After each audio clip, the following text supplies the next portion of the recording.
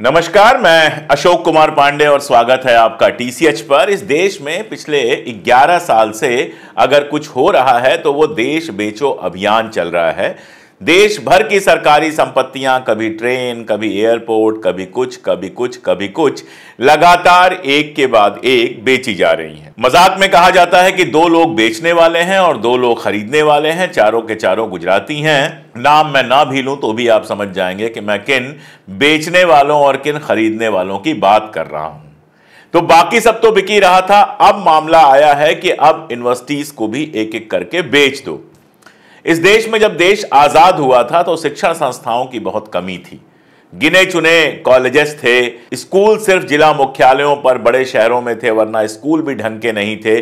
और देश जो है उसको आगे बढ़ने के लिए सबसे ज्यादा जरूरत थी कि लोग पढ़े लिखे, और सिर्फ वही लोग नहीं पढ़े लिखे जिनके माँ बाप के पास पैसा है, जो अच्छे बैकग्राउंड से आते हैं, बल्कि गरीब से गरीब आदमी का बच्चा भी पढ़े और आगे बढ़े।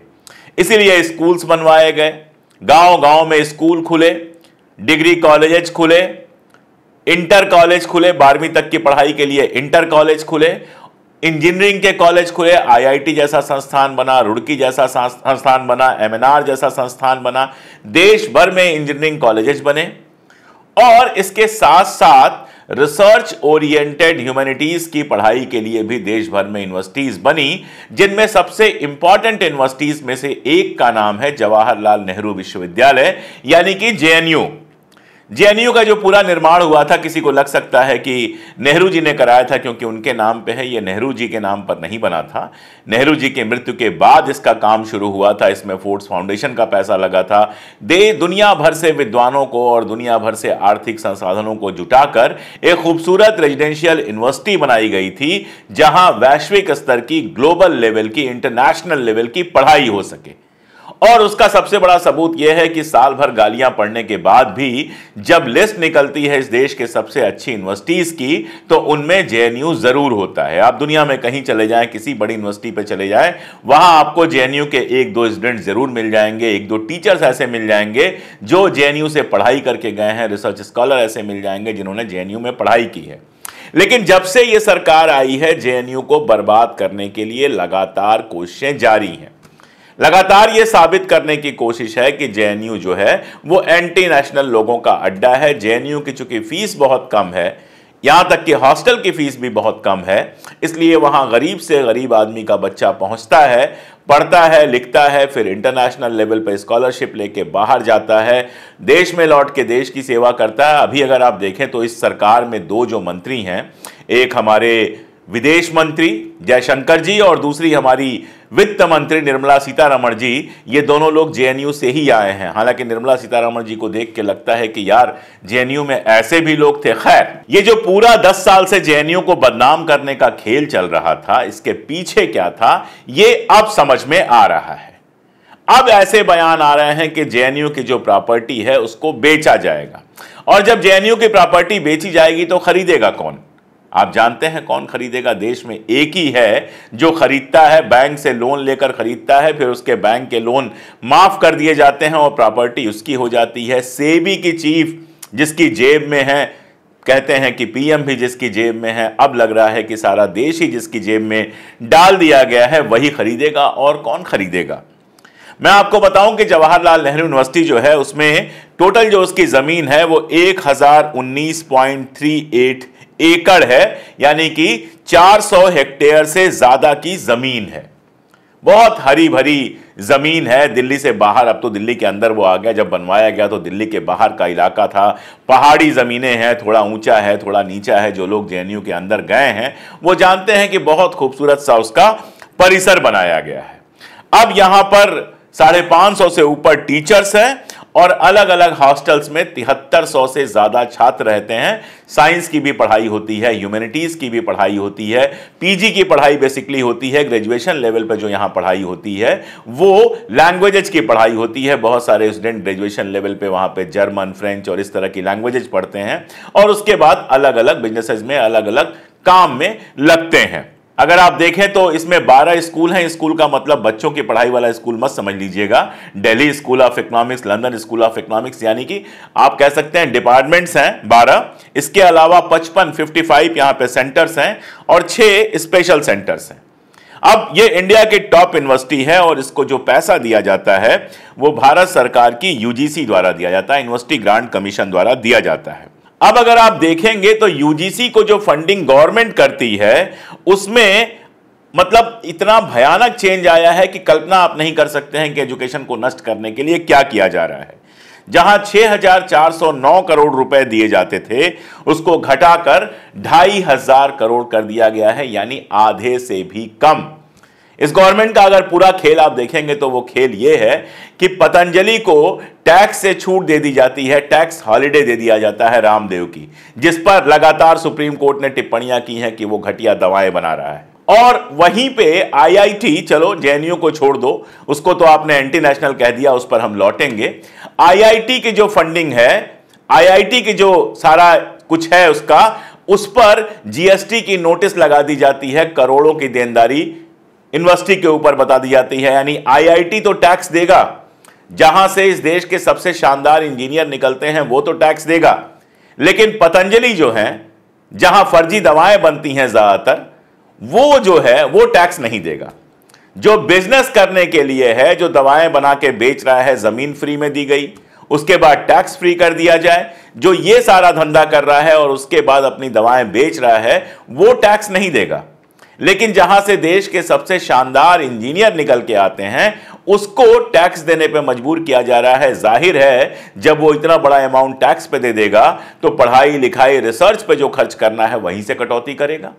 देखिए, यूनिवर्सिटीज के बारे में कहा जाता है यूनिवर्सिटीज घाटे में चल रही हैं। यूनिवर्सिटी कोई दुकान है, कोई पान की दुकान खोली है जिसमें आपको फायदा उठाना है, और अगर सारी पान की दुकानें ही खोलनी है, आपको हर चीज को बिजनेस ही बना देना है, रेलवे में आपको लगातार किराया बढ़ाना है, हवाई जहाज पूरा का पूरा प्राइवेट सेक्टर को दे देना है, तो इनको बनाने के लिए जनता के पॉकेट का पैसा कैसे लगा? भाई, अगर प्राइवेट को पैसा कमाना है वो अपने घर का पैसा लगाए, ट्रेन के ट्रैक बनवाए, वहां पर अपनी ट्रेनें चलवाए, फिर कमाए। जिसको चलना हो उस पर चलेगा, जिसको नहीं चलना हो नहीं चलेगा। यहां एयरपोर्ट सरकार बनवा के दे देती है, सारी सुविधाएं सरकार दे देती है, और सरकार क्या देती है? हमारे आपके पैसे से देती है, और उसके बाद अडानी को बेच दिया जाता है प्रॉफिट कमाने के लिए। यानी अगर मोटा मतलब इसका समझें तो क्या किया जाता है कि जमीन हम खरीदेंगे, दुकान हम बनवाएंगे, उसके अंदर माल सारा हम भरेंगे, और उसके बाद उसको बेच दिया जाएगा कि कोई आके वहां से सिर्फ प्रॉफिट कमाए। यह धंधा हमारे यहां चल रहा है। यूनिवर्सिटीज दुनिया भर में एजुकेशन देने के लिए बनाई जाती हैं, धंधा करने के लिए नहीं बनाई जाती हैं। अगर आप यूरोप में जाएंगे तो ज्यादातर मुल्कों में वहां पर पढ़ाई मुफ्त है, डिग्री कॉलेज की पढ़ाई मुफ्त है, स्कूल की पढ़ाई मुफ्त है, ऊपर की रिसर्च मुफ्त है, बल्कि रिसर्च और हायर स्टडीज में तो वो स्कॉलरशिप भी देते हैं। अपने देश के बच्चों के लिए, यूरोप के लिए कम से कम उन्होंने फ्री रखा है। जब हमारे जैसे लोग जाते हैं, हमारे बच्चे अगर जाएंगे तो यहां भी पैसा दे रहे हैं और वहां भी पैसा देंगे, वो एक अलग मामला है, लेकिन अपने देश के बच्चों के लिए यूनिवर्सिटीज उन्होंने फ्री रखी है। जर्मनी में आप जाएंगे तो जर्मनी में तो बाहर से जो आ रहे हैं उनके लिए भी यूनिवर्सिटी की एजुकेशन फ्री है। क्यों फ्री है? क्योंकि यूनिवर्सिटी कोई धंधा नहीं है, यूनिवर्सिटी कोई बिजनेस नहीं है। यूनिवर्सिटी एक ऐसी जगह है जहां से पढ़ लिख कर देश के नागरिक तैयार होते हैं जो देश के विकास में अपना काम करते हैं। कोई इकोनॉमिस्ट बन के निकलता है, कोई हिस्टोरियन बन के निकलता है, कोई साइंटिस्ट बन के निकलता है, कोई आईएएस बनता है, और ये सारे लोग जो हैं वो देश को आगे लेकर बढ़ते हैं। इसलिए यूनिवर्सिटीज की पूरी कल्पना ऐसी थी कि वो सरकारी खर्च से चलेगी, बच्चों के ऊपर न्यूनतम खर्च डाला जाएगा। लेकिन अब जवाहरलाल नेहरू यूनिवर्सिटी की जो कुलपति हैं, उन कुलपति का कहना है कि हम वहां की संपत्तियां बेचेंगे। कुलपति का नाम है शांति श्री धूलीपुड़ी पंडित। ये भारतीय जनता पार्टी की विचारधारा से गहरे जुड़ी हुई हैं, वो सब अलग बात है। और अब बेचने के क्रम में क्या किया जा रहा है? एक गेस्ट हाउस है, गोमती गेस्ट हाउस है, जो मंडी हाउस में है। यह गेस्ट हाउस बनाया गया था कि जेएनयू में जो गेस्ट आते हैं, प्रोफेसर्स, लेक्चरर्स आते हैं, वहां पर सेमिनार्स के लिए, बाकी सारे के लिए, या किसी को बुलाया जाता है स्पेशल लेक्चर देने के लिए, ऐसे लोगों को वहां ठहराया जाता था। अब मिसेस पंडित का यह कहना है कि उसको जो है किसी प्राइवेट सेक्टर को हम दे देंगे, और प्राइवेट सेक्टर वहां पे क्या करेगा? होटल बनाएगा। और प्राइवेट सेक्टर कौन है? आप जानते हैं किसके पास वो जाएगा।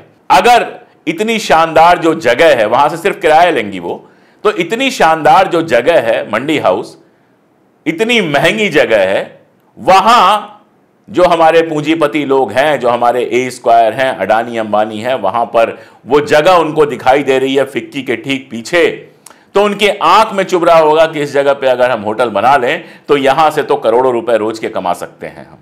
तो बस उनके हवाले करने के लिए यह खेल खेला जा रहा है।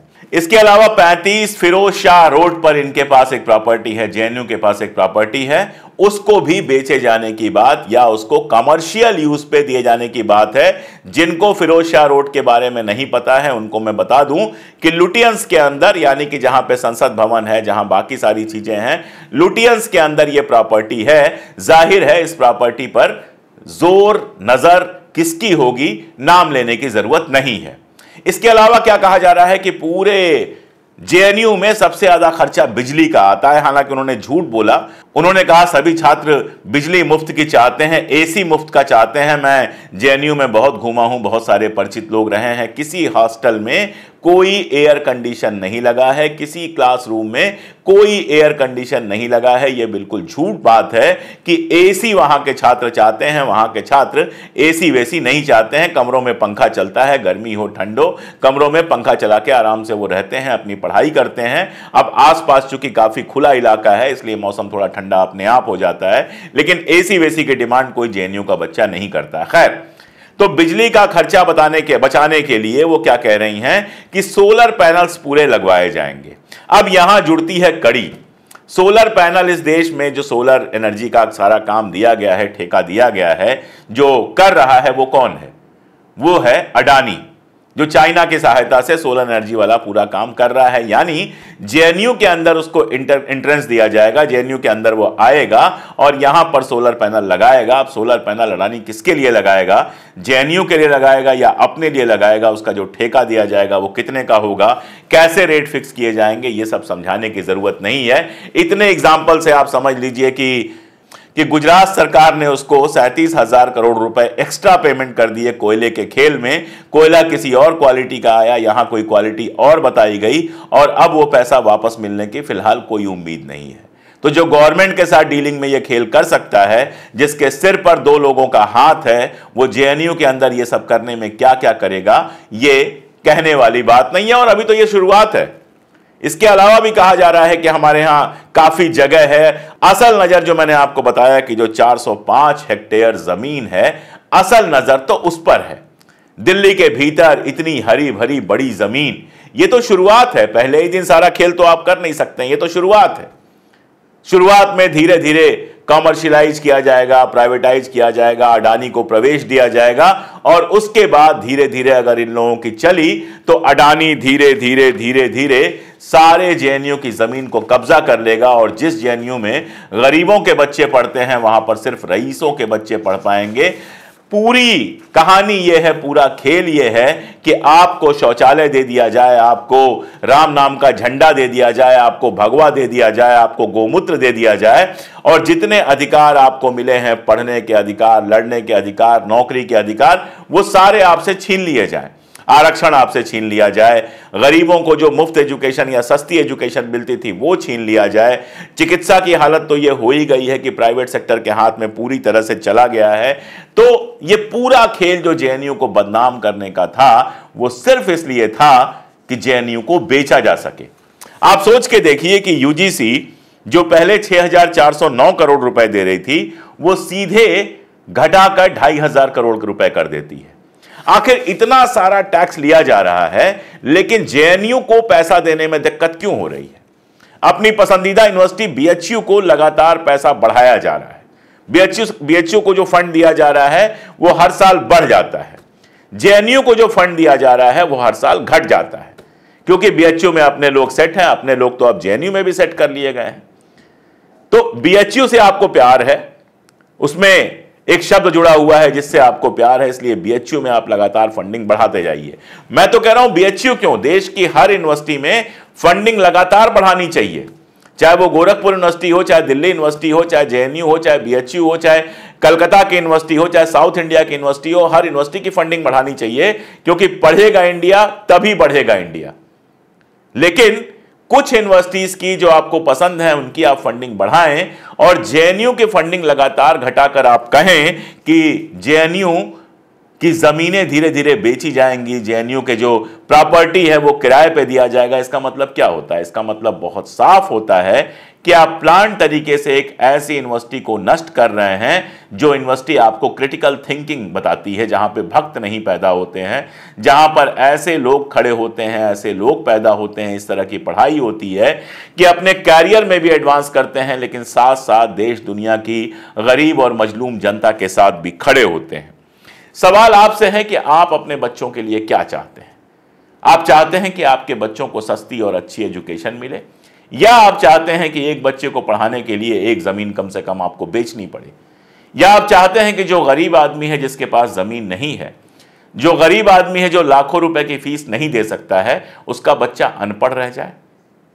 क्या आप चाहते हैं कि देश के अंदर ऐसी यूनिवर्सिटीज हों जो बेहतर इंसान बनाएं, या व्हाट्सएप यूनिवर्सिटी से ही आपका काम चल जाता है? बताइएगा मुझे कमेंट्स में कि आप क्या चाहते हैं। अगर आपका काम व्हाट्सएप यूनिवर्सिटी से चल जाता है तो फिर तो कोई मतलब है ही नहीं। देश में किसी यूनिवर्सिटी की जरूरत नहीं है। 7-8 हजार रुपए में एक मोबाइल खरीद लीजिए, व्हाट्सएप इंस्टॉल कीजिए और आपकी पढ़ाई चलती रहेगी। यह अलग बात है कि उससे कोई नौकरी नहीं मिलने वाली, यह अलग बात है कि उससे आप जिंदगी में कहीं जाने वाले नहीं।